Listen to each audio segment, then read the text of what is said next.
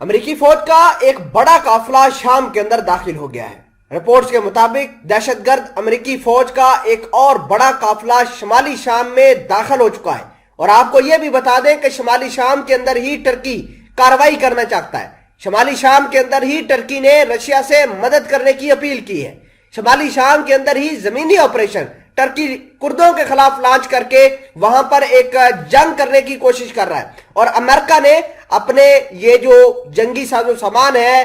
قافلہ ہے، یہ شمالی شام کے اندر ڈپلائی کر کے ایک بات واضح کر دی کہ ٹرکی اور امریکہ دو الگ الگ ملک ہے، دونوں کے انٹرسٹ علیحدہ علیحدہ ہے، بھلے ہی یہ نیٹو کے ملک ہے۔ ناظرین گرامی، یہ تمام تر چیزیں سامنے آنے کے بعد ٹرکی کا جو رجحان ہے وہ زیادہ تر رشیا کی طرف جا رہا ہے۔ آج بھی رشیا کے ساتھ ایک ٹیلی فونک رابطہ طیب اردگان کا ہوا ہے، اور طیب اردگان نے اپنے اس رابطے کے اندر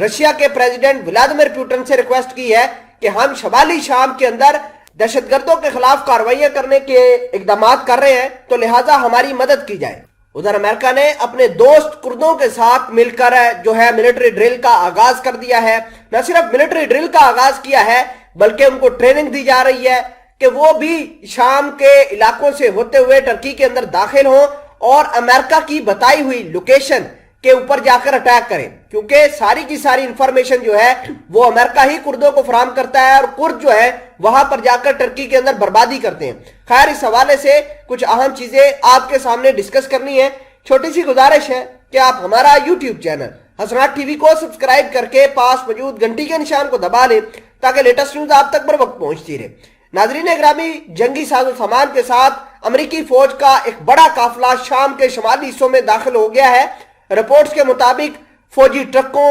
ٹینکروں، جنگی ساز و سامان کے ساتھ دہشت گرد امریکی فوجیوں کا یہ قافلہ عراق سے ملنے والی الولید غیر قانونی گزرگاہ سے شام کے حسکہ کے علاقے الشدادی میں داخل ہوا ہے، جس کا مقصد شام میں امریکی فوجی ٹھکانوں کو طاقت مہیا کرنی ہے، یعنی تقویت پہنچانا ہے۔ حالیہ چند ماہ کے دوران امریکہ نے ہزاروں کی تعداد میں فوجی ٹرک، اسلحہ اور دیگر فوجی ساز و سامان غیر قانونی طور پر شام میں منتقل کیا ہے،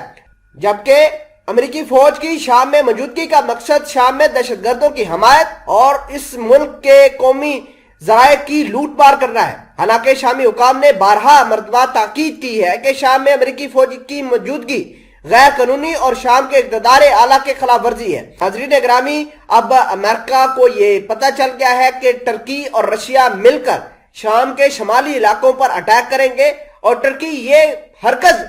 گریز نہیں کرے گا کہ آیا وہ امریکہ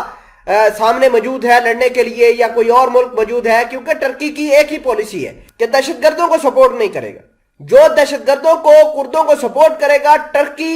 بھلے ہی امریکہ کے ٹھکانے ہوں ان کو برباد کر دے گا، اور ٹرکی نے یہ کام کر کے دکھایا۔ حال فی الحال کے اندر ٹرکی کی ایئر فورس نے امریکہ کے ٹھکانوں کو برباد کیا تھا، امریکہ کے فوجی اڈے پر 500 کردوں کو مارنے کا دعویٰ کیا تھا، اور جس کے بعد امریکہ نے اپنی فوج کو جو ہے اسٹرینتھن کیا ہے تاکہ کردوں کو زیادہ طاقت دی جائے، طاقت کے علاوہ ان کو ہتھیار، انفارمیشن دی جائے۔ اور آپ یہ نہ سمجھے کہ صرف ٹرکی شام کے علاقوں پر اٹیک کرے گا، لیکن اس کے رسپانس میں کرد بھی جا کر انقرہ کے اندر، استنبول کے اندر اٹیکس اور اس طرح کی کارروائیاں کرنے کے لیے تیار بیٹھے ہوئے ہیں۔